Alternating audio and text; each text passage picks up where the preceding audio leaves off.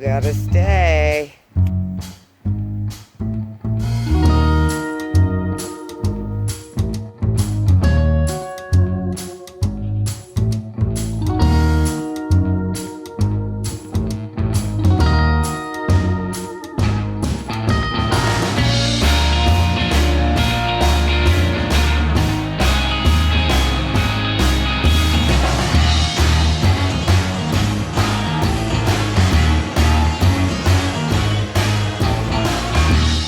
Hi, welcome back to Cat and Dogs on Wheels. It's been a couple of weeks, basically because there really hasn't been anything video worthy going on in my life. This week, well, last week was supposed to be the installation of my diesel heater. I've been working on it with not much success. Here's the start.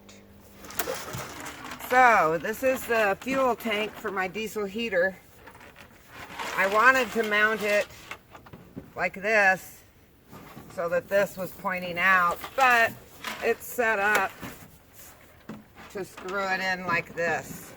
So as low as possible so that it's below the bed line, but at least I can open the door and fill the diesel fuel outside so I'm not pouring diesel inside the bus. So that's the plan for the tank. So this is the actual diesel heater. You can see that it is not that big. Okay, here's where the fuel line and the exhaust and the intake all come out. And it has this little plate that you drill through the bottom of your bus hole. You know, this would be like here, so all these little things can go underneath the bus.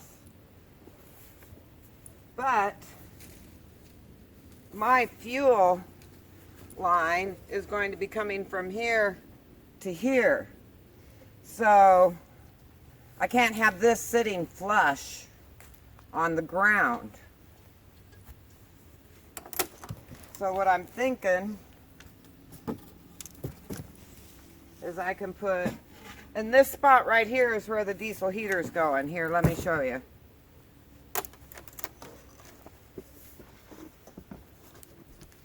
As you can see, there's plenty of room for the diesel heater to be here. It's just a matter of so if the diesel heater's here, and that's the little plate where the things are going to go under the bus, I need to lift it a little bit so that the fuel line will go through. Of course, I'll cut these down to fit, but I was thinking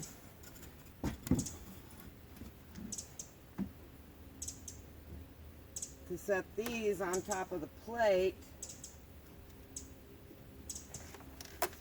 and then set this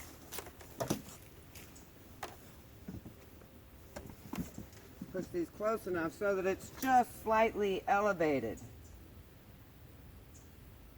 But then, and there's room, I can run the fuel, you know, I can't run the fuel line obviously through the 2x4, but I could run the fuel line through the back here. So I think I can still hook everything up. Then, because I don't want all this little storage area, I mean every little storage area counts. I don't want to waste everything up here. So, my next thing was then to take this box, which I love. It was one of those things you take on the bus with you just because you love it, not because you have a purpose for it.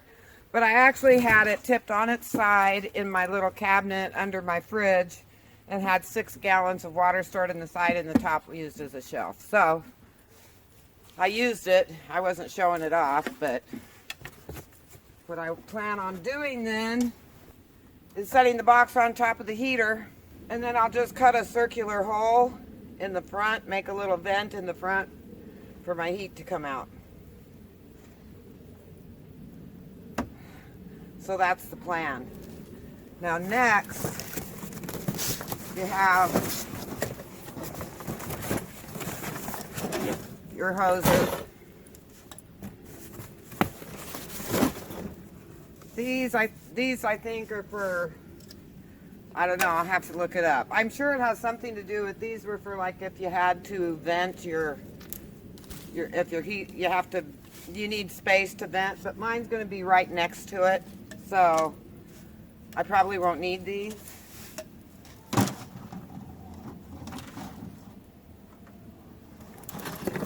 And this is the exhaust outtake, and this is the intake, and these are the ones that are going to be run underneath. And this is the little muffler that goes with this one. Okay. And then we have the pump. And I actually don't know what this is yet. Okay, here's the wiring that plugs it into power.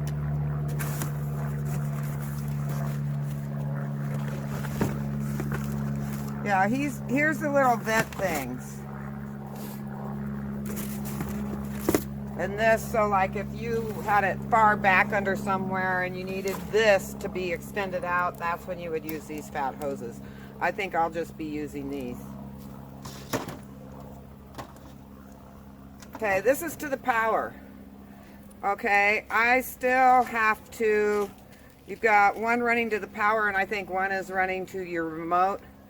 I am going to order the 12 volt cigarette plug end and attach it to the end of these wires so that I can plug it into one of my power stations.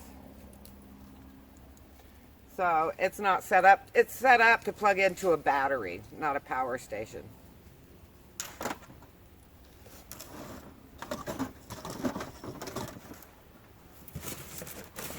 Here's the fuel line.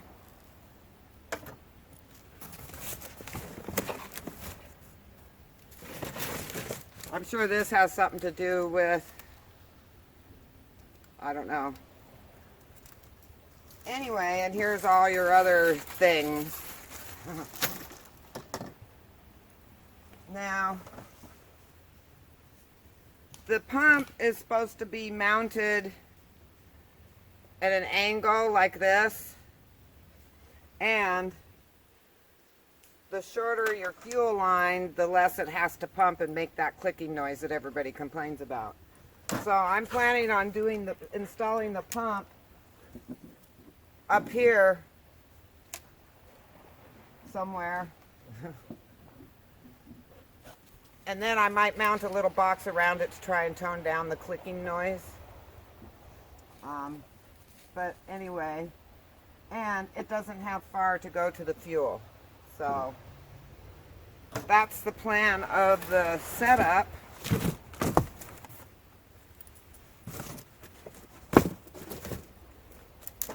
And I checked underneath and there's nothing underneath that I can't drill the holes for this stuff. So, and I think it's close enough to the edge that it will be exhausting out from under the bus. So I've watched YouTube videos on installing it and I see lots of people do it and it looks really easy when they explain it. I'll have to watch them again and maybe again because sometimes written instructions, they aren't that clear and they almost confuse me more than they. But I'm going to study this and rewatch some good install videos, and then I'm going to give it a shot. Now, more complicated than I wanted it to be. I think it has to do with my brain, but it also has to do with the really crappy instructions that they give you. If I had good instructions, probably I would have gotten further, but I can't put something together. It's not like fixing the door or installing locks in the back doors. You can stumble through it, and if you don't get it right, you can adjust it and you can get it right, or you can find a different way. With the diesel heater, you do it wrong and all kinds of bad things can happen.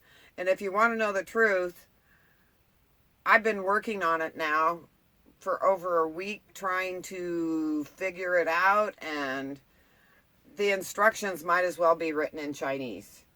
For me, the instructions made a better hat than they did instructions. I mean, seriously. I also watched YouTube videos, but I'm sorry. It's got to be my brain. I just can't wrap around it. I can't figure out the logic in it. And if I can't figure out the logic in it, I can't put the steps together right. Plus, there's so many pieces to it that, and the pieces aren't labeled. And they give you like two pages of installation, and the rest of it's all a bunch of gobbledygook. But it's a very blurry picture that shows you how everything goes together. You know, they got all these little arrows and everything. But I've got a bag full of parts, and I can't tell which part is which number, and it was just mind-blowing for me. So I am going to have somebody else install it for me. I mean, I thought I could put it all together and then have Justin drill the holes and then we could mount it. I am finding pieces where I can't find a picture of that piece matching, or I mean, it was mind-boggling. And I know my brain isn't mechanical. Part of it is how my brain works. I'm creative, but you start putting engineering or mechanics and electricity and all that stuff, blows my mind. Looking out our back door.